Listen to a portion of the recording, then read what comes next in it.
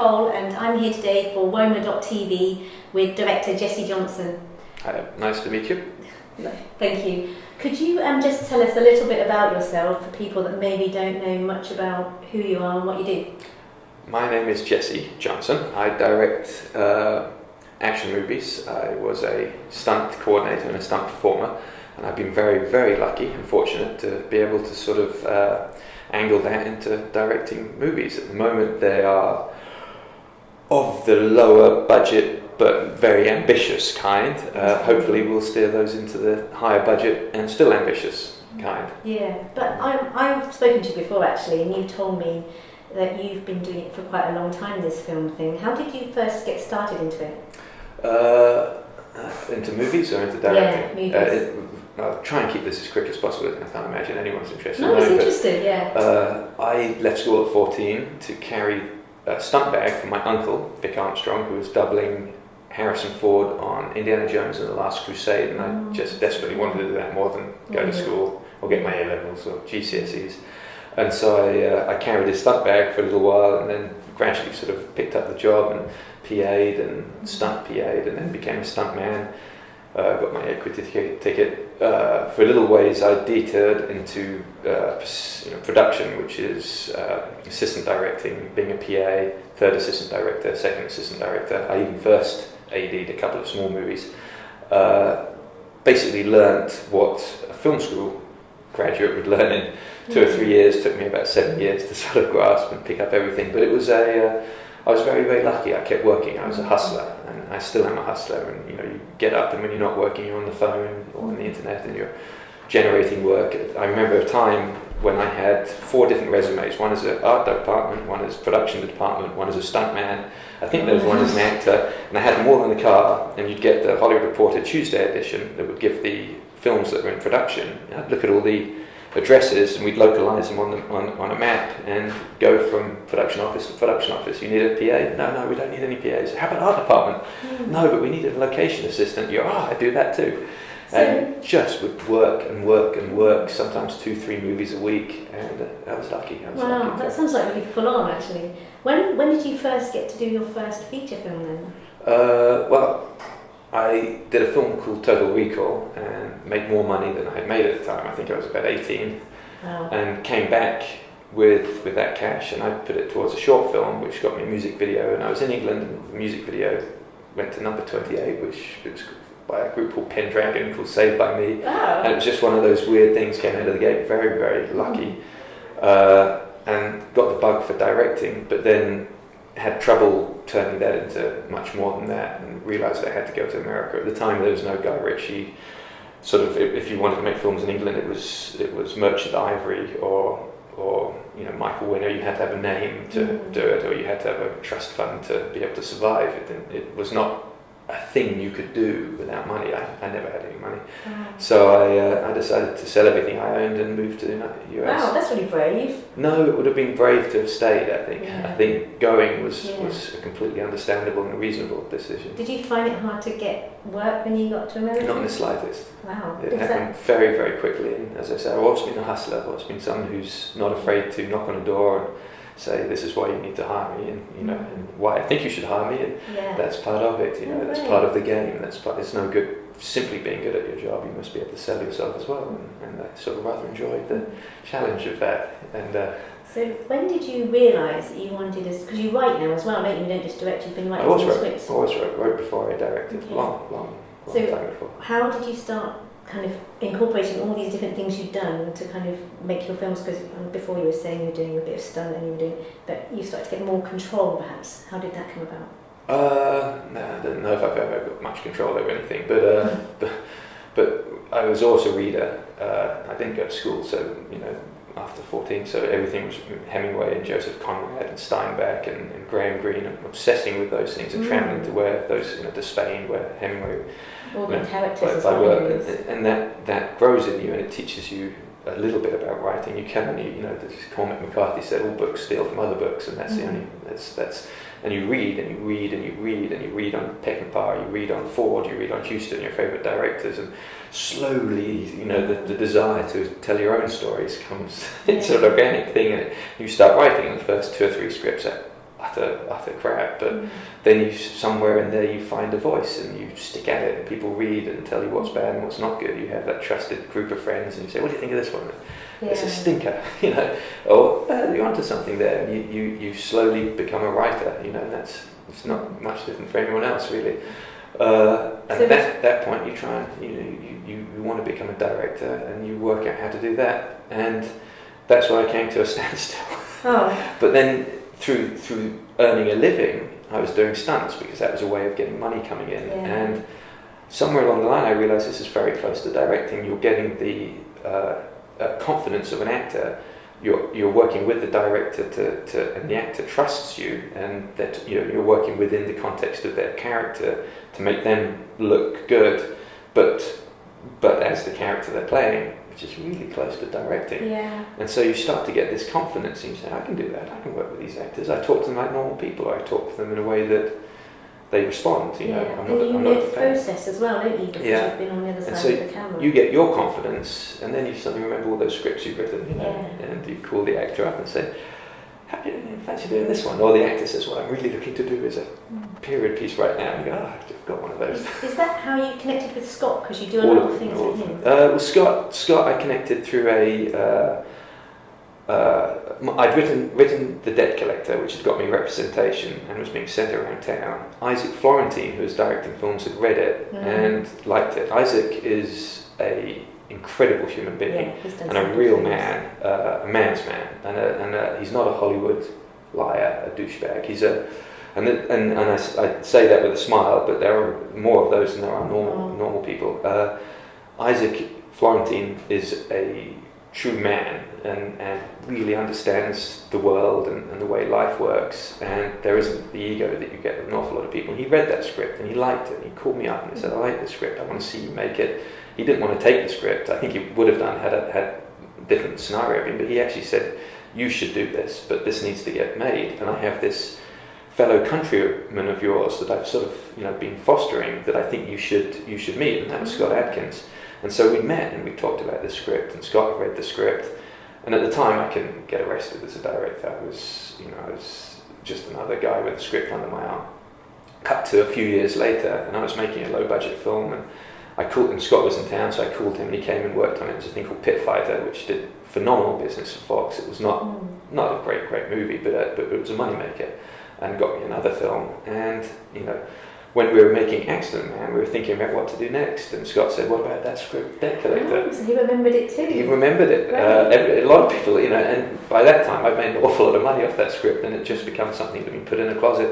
So we dusted it off and brought it out. We had Stu Small, who's our collaborator, do a pass on it, because I think there were telex machines and fax machines. There were no cell phones in it. It was written prior to all of that kind of modern stuff that we take for granted now, and he brought it up to date, and he also brought some of the dialogue up to date. And for me, it was a joyous experience to work on.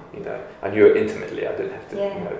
So maybe tell us a little bit about Debt Collector, because that's coming out soon, and a bit about what inspired you for the story and the characters. Well, it was based on recollections of two guys that I knew very, very well, who were, one was Dominic Vandenberg, who's a martial artist and an ex-mercenary and a French Foreign Legion guy, who's a dear friend of mine, who I've stolen and copied more anecdotes out of than anyone else. Does he know? He knows, okay. he knows, and he laughs, and he says, I recognise that story, Jess, when he saw the movie, nice. and that was French. And then Sue was a fellow called Jerry Trimble, who's worked with me 6 or 7 times, who was an ex-debt collector as well, and had done a lot of these sort of nefarious jobs, and knew a lot about the underworld and the way things worked. Jerry is now one of the most wonderful, God-fearing, good human beings you'll ever meet, but both of these guys had pasts that were choppy and dark, and they saw the other side of mankind, the id that we don't like to admit to, that is there, the nasty, dark-eyed devil that lives inside even the very, very best of us, and they'd seen that up close and knew about it. Thankfully I haven't, but I let these anecdotes come, these stories, and what was born of that bubbling sort of Froth was the debt collector script, you know, and French and Sue, these two characters. Did these two characters actually know each other in real life? Passingly. Oh, okay, yeah. And they had great respect for each other, and you know, they still do. I mean, still talking about them in the past tense, but they're still very much working and there and doing great work, you know. So that was where the idea for the script came from, and a couple of the anecdotes and the story, you know, the story beats were very much based on real encounters or real stories. You know, Dominic had told me the story about the debt collector who held a child out of the window by his ankle, and for him, that was the point at which he didn't want to do that job anymore. He saw that happen, wasn't expecting it to happen, and said, "That's it. There's enough. This is not. There's only so much I can watch and go home and go to sleep with, you know." And this was a guy that had been in the French Foreign Legion, you know, in Djibouti and places like that. And he said that was it. And it was something that happened in LA that just made it enough for him. So he decided to get into movies after that and do his own thing in real estate. But that story wove its way into one of the anecdotes in Debt Collector. It's a story that they, you know, a moment that they have between them, you know. So, you know, it wasn't based on other movies. It's not trying to be a big movie. It's a very small, you know, movie about people, and the line that we walk between being good and having to do things that are questionable because we have to do them for money, for our career, for the sake of our job, you know. So there's a sense of like honour or morality. There's a sense of morality and honour, a moral compass. You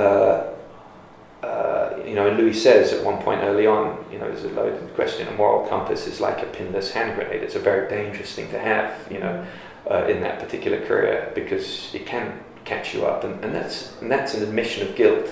And for me, that was the point at which we knew Lewis was going to have problems with Scott, and things were going to go wrong the moment he says that line, because he says it for a reason. He says it because he realises, you know, this may be bad for him, even if he can't articulate it.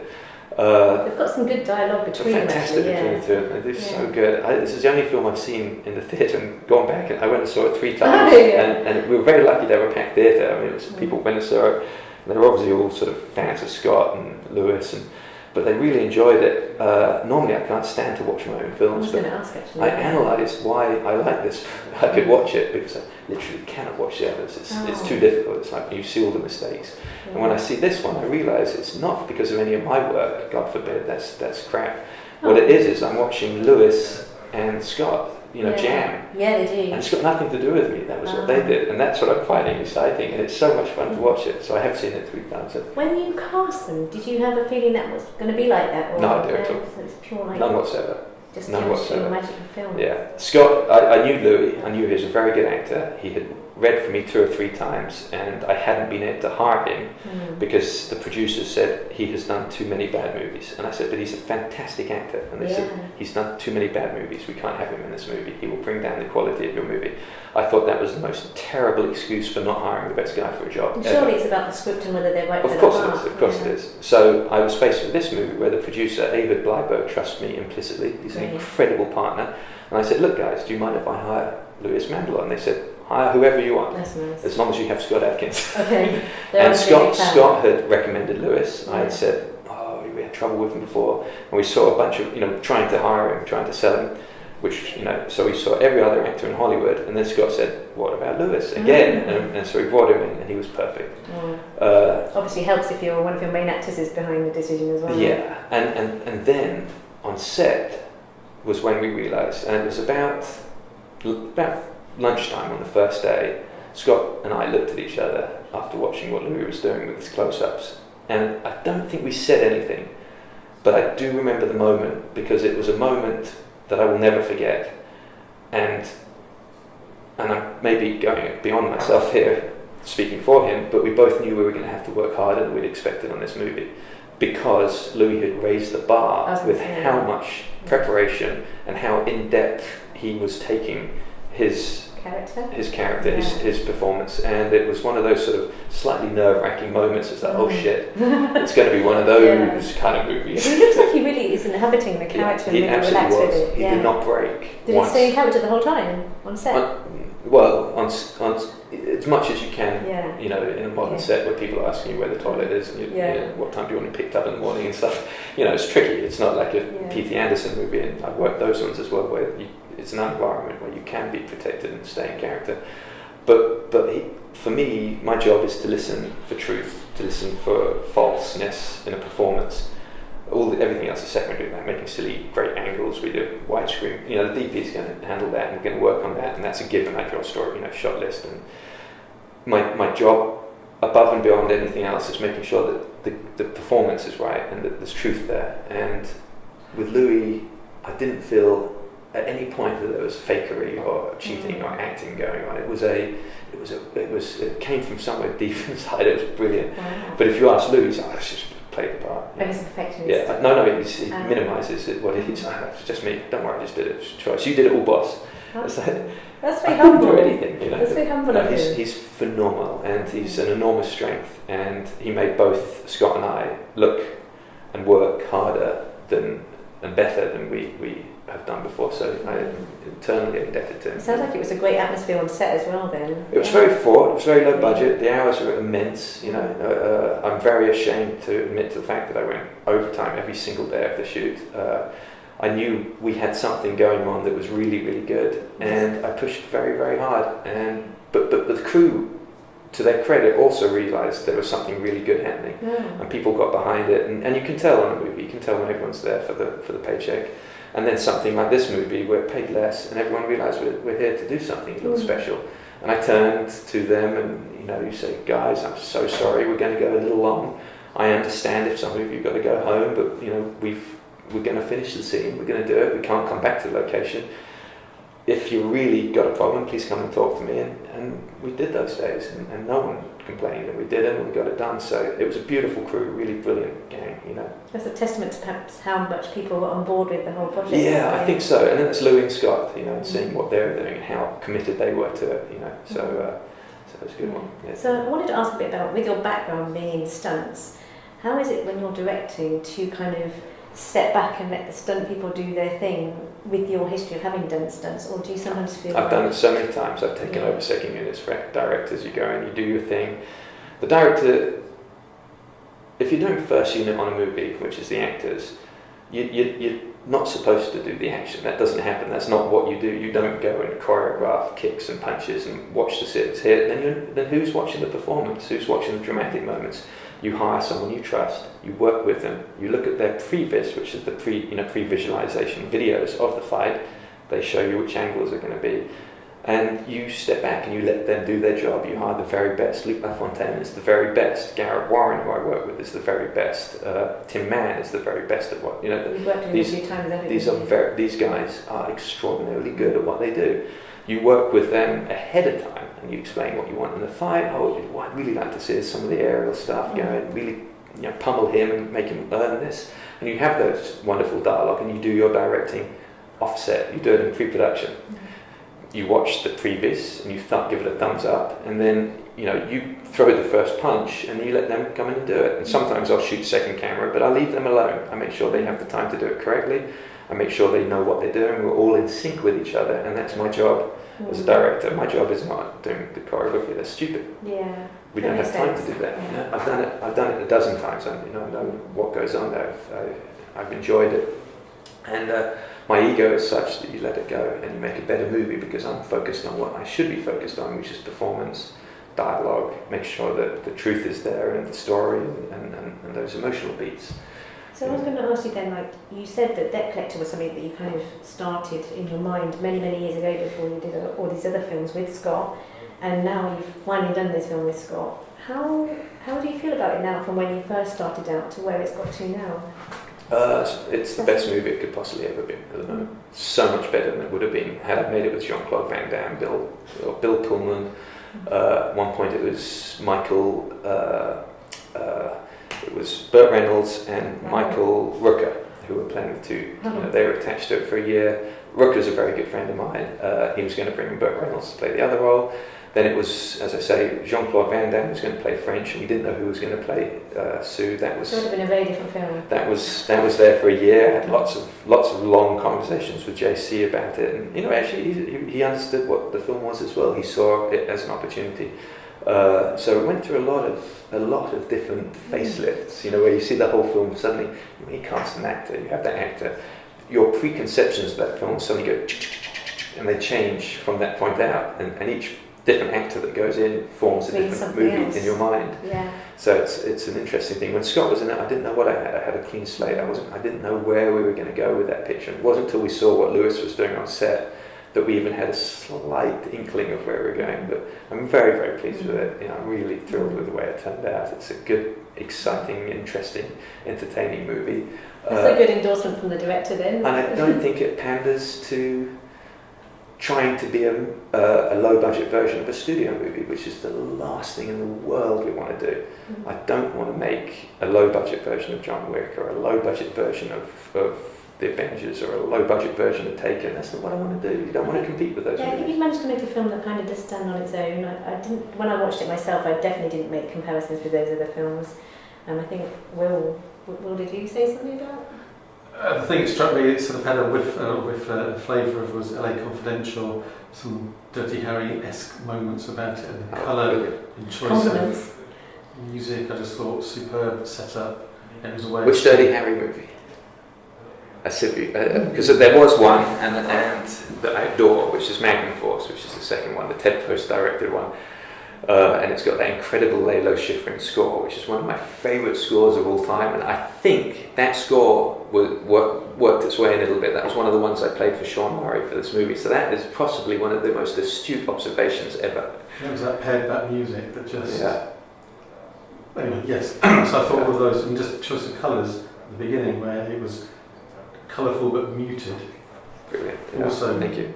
Have you ever watched 1971 Dirty Harry? The Bruce Surtees photography in that in proper widescreen. No. It's 235 and it's incredible photography. We chose 235 for this one as well and designed a lot of the shots the same way. One of the things that I wanted to keep away from, and this is something that's sort of a pet hate of mine, is the handheld camera. I loathe it. I loathe what's happened with that. It's become okay to shoot shit photography and say, oh, it's in the style of what we're doing. Saving Private Ryan, which by the way is beautiful photography. It's far from shit.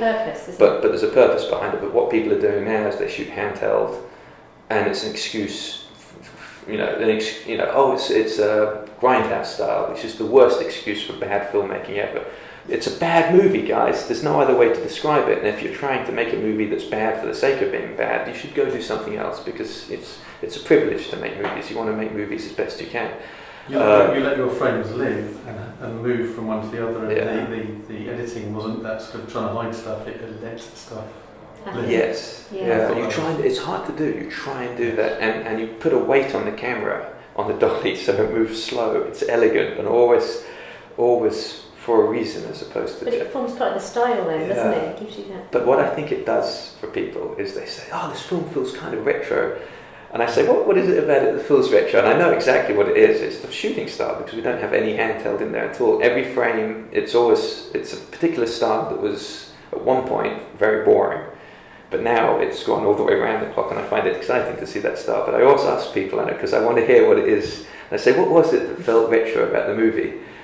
And it's like, the music. No, there's no retro music in it. The clothing, there's no retro clothing. Oh, maybe the 71 Cadillac, maybe that's retro, but it's like, but I know what it is. It's because the shooting style is very, very classic, and it is an old style, and it's one that I adore and love, and so it always makes me happy when I hear people say it feels retro. Cool.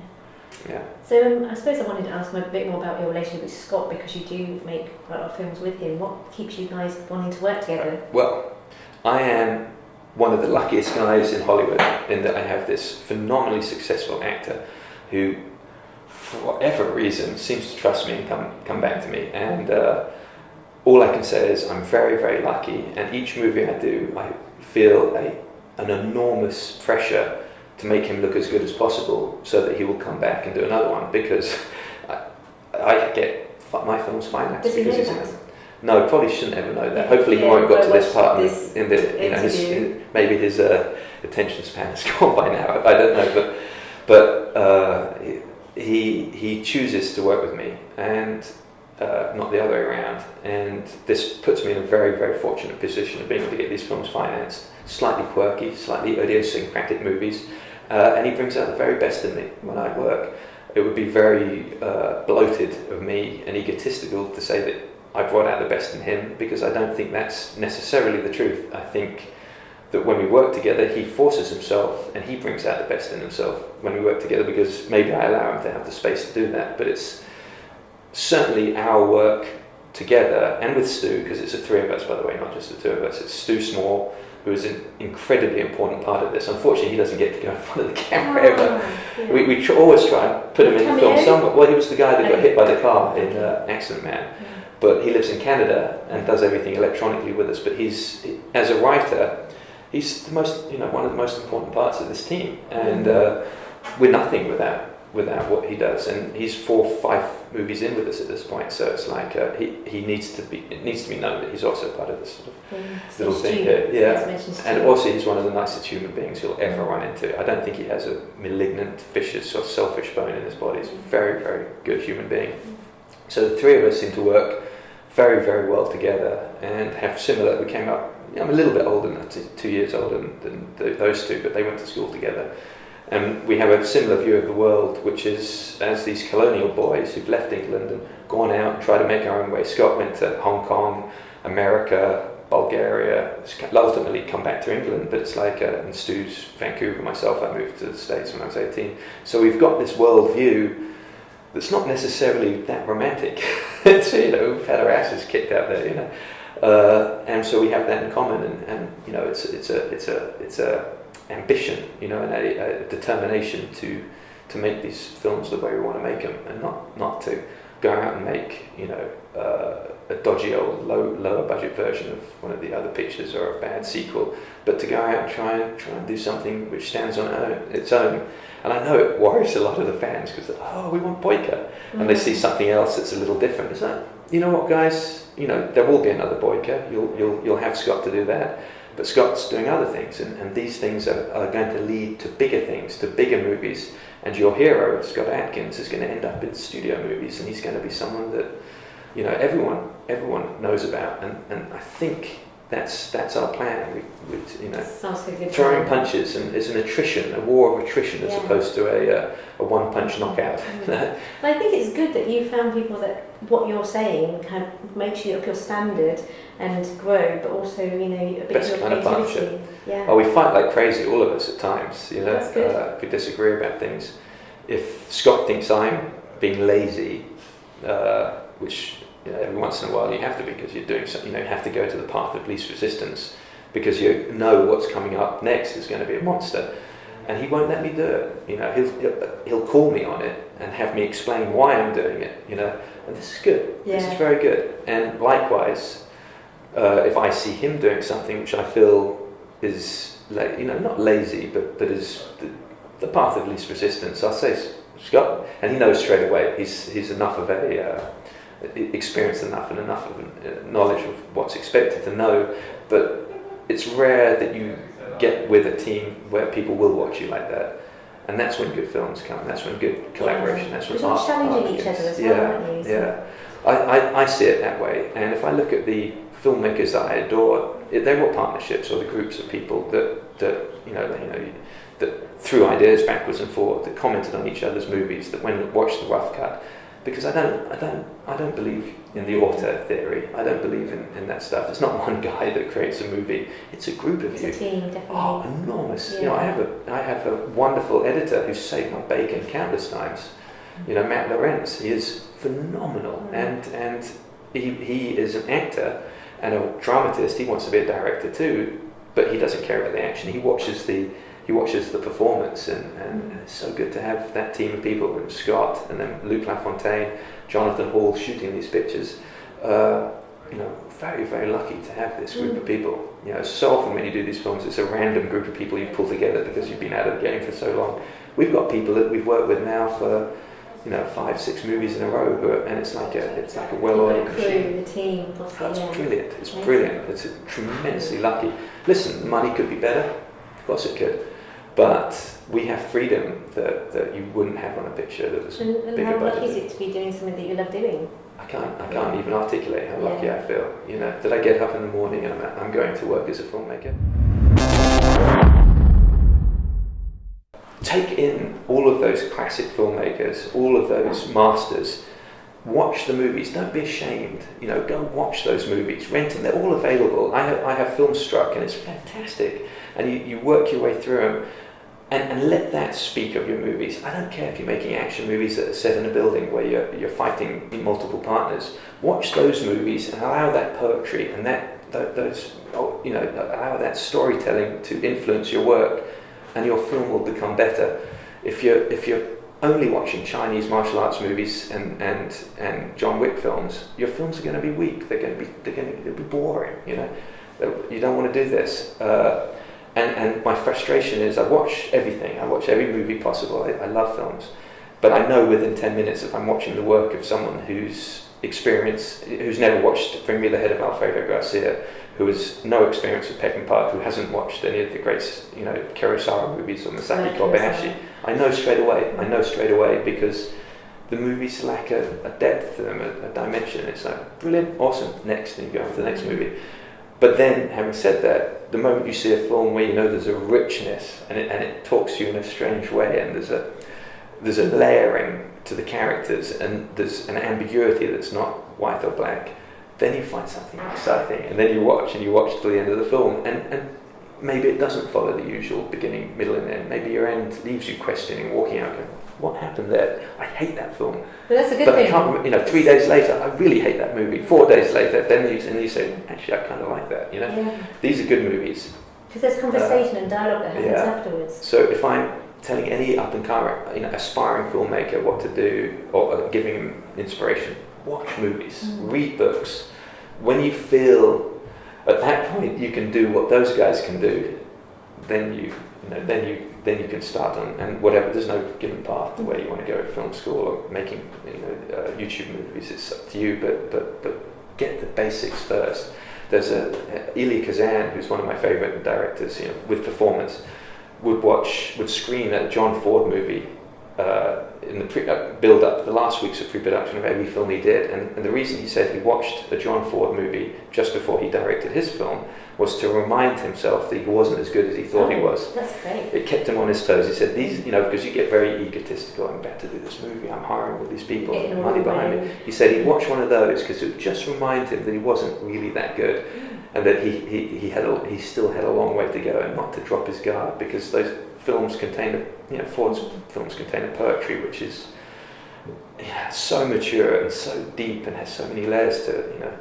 You watch The Searchers and it's an action movie, but you're crying at the end. How do you do that? Yeah, it's not normal for you. Or She Wore a Yellow Ribbon, or The Man Who Shot Liberty Valance, and these are pictures that reach you on a human level, but they're action movies.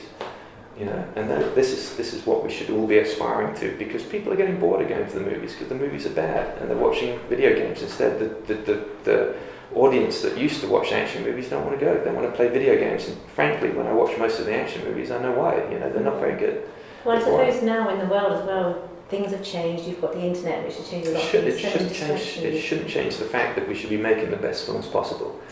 I think, I agree. You're right. We should be sort of always trying to sort of stretch the boundaries and change things. And I've always said I like Jackie Chan films, but I don't want to see him do the same film 22 times. He's done brilliant movies, but he's worked with great directors. And, See, it's nice, I think, as audience watchers as well, watching these films, to see growth, and you have to get it right all the time, but to just try something. And generally, if you've done your best and done an okay job, then we're quite forgiving, I think, and it's all part of that cinema experience and creates more ideas as well, doesn't it? I guess so. Yeah. So probably got a bit highfalutin with my take on it. No, it's watching movies. That's fine. Really good. I mean, I think there's a place for all kind of movies anyway, just depending on sometimes entertaining, sometimes deep, meaningful, and sometimes you just want to escape. Maybe I just know how privileged I am to make him, and when I see someone who has a lot of money behind him, about to direct, or her, about to make a movie, and they haven't done their research, and they blasé with it, and they're wasteful. I find it offensive. Yeah.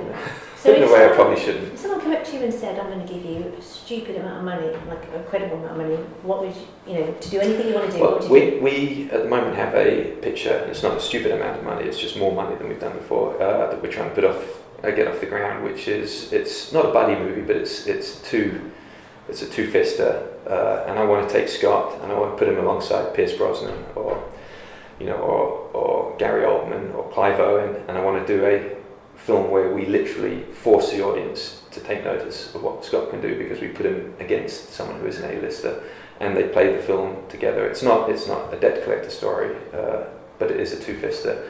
And Character driven again. It's character driven for sure. It's almost a King Lear piece for the older actor, but it's a very, very powerful role for Scott as well. And a film like that, by default, takes us into the next category, and Scott needs a picture like that to take him to the next one. And I'm not sure if by doing these films, that's the best of the films that we're doing at the moment, which are pure, interesting, feisty little B movies in the style of the Sam Fullers or the Don Siegels. That's where I try to aim these pictures at the moment. I'm not sure if that's how you get that break. I think you literally have to bombard and bash your way in through the glass ceiling by sheer determination. Yeah. So that's the plan, and that's the actual plan, business plan for what we're doing after Avengement, the film that we're doing right now. It's filming now in the UK, isn't it? Is by upping our game there and going out and saying, look, here he is. Well, that fits in. There ain't anyone else that at his age that's doing what he's doing with the physicality that he's doing and the performance that he's capable of pulling off. So you take notice of, because who have you got?